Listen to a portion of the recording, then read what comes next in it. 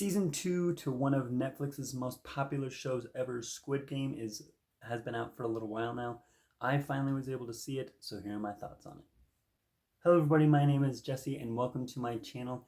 The highly anticipated second season of Squid Game has been on Netflix for about a month now. I was finally able to catch up and see it, so today I'm going to give you my full honest thoughts on season 2 of Squid Game. And unfortunately, while season 2 did have its moments, it did have some great scenes, some great episodes, I found it to be far less interesting than season 1. There are many different reasons for that, and I think when it comes to a show like this that's such a global hit, it almost feels like an obligation to make a season 2. I think it's inevitable that a lot of times it's just not going to be as big of a hit. It's not going to be as interesting, and that was the case with Squid Game, at least in my opinion. I still enjoyed it a fair amount, and I'm excited for season 3 that's supposed to come out sometime this year, but it just didn't hit as much as that first season did.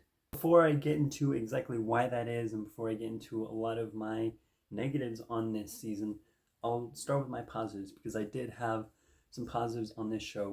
My first big positive is they did decide to change it up quite a bit. So in the first season, we all know the first game was red light, green light. It was a pretty iconic thing, and that continues to be the case here. They show in the trailer they're playing red light, green light. They do that in this. The first game is red light, green light.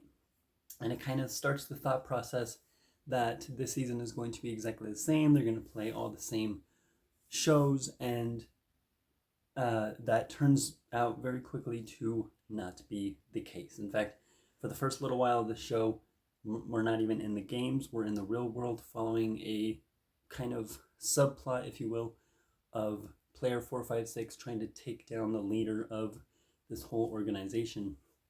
And so after the first game, it kind of, you start thinking, oh, so the next one's going to be the Dalgona cookie game or whatever, and then tug of war. And then as the games get on, there's different games being played here.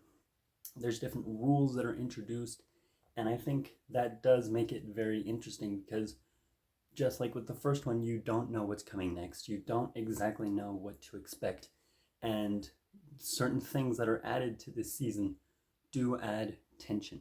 Just like with the first season, the set design, the costume design, the production is all there. It looks fantastic. The staircase hallway set piece looks fantastic as always.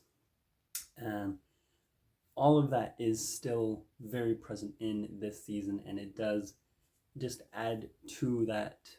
Everything that we loved from the first season is still very much here. But unfortunately, many of the things in this season I just did not find as interesting as they were in season 1. And I think the first real big negative of this show, at least for me, was it was pretty slow moving. Like I said, the first 2 episodes are not spent in the games, whereas in season 1 we got right into the games in the first 30 minutes of the first episode. This season takes its time building up this plot of player 456 trying to capture the front man, trying to get the leader of these games.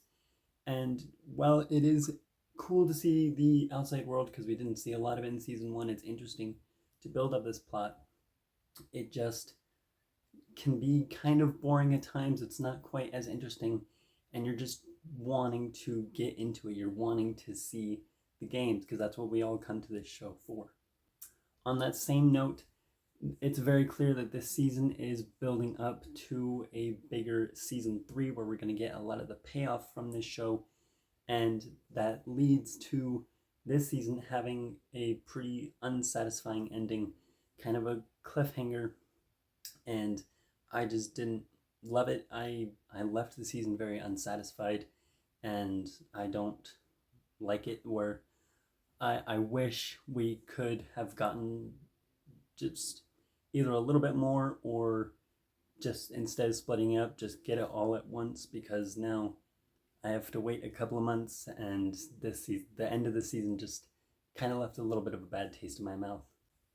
The characters in this season are also far less interesting than the characters in season one.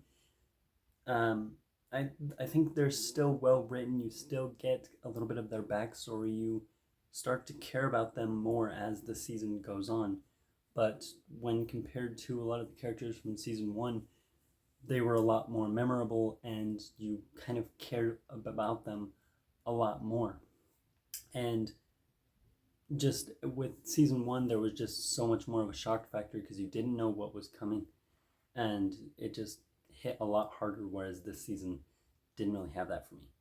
I will say there is one character thrown into the mix, and us, the audience, know who he is, but nobody else does. None of the players in the games understand who his real identity is, and that does add tension to certain scenes. You're kind of thinking the entire time, which side is this person playing for? Is this all a big setup?